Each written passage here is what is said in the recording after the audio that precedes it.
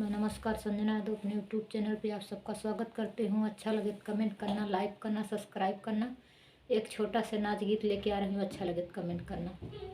झील मिल झलक दोपहरिया हो बलम फूलवरिया में बोलाम। झील मिल झलक दोपहरिया हो बलम फूलवरिया में बोलाम। ससुर में होइत सासू से कहित, नैहरे में माई के शरमिया हो बलमुआ दू फूलवरिया में बोलाम।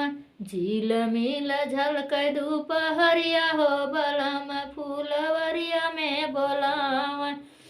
ससुर में होइत जेठनी से कहित, ससुर में होइत जेठनी से कहित, नैहरे में भाभी के शरमिया हो बलम फूलवरिया में बोलाम।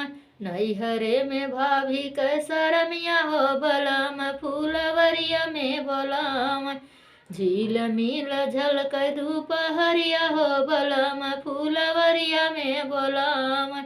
ससुर में होइत ननदी से कहित, ससुर में होइत ननदी से कहित, नैहरे में बहनी के शरमिया हो बलम फूलवरिया में बोलाम। नैहरे में बहनी के शरमिया हो बलम फूलवरिया में बोलाम। झील मिल झलक दोपहरिया हो बलम फूलवरिया में बोलाम।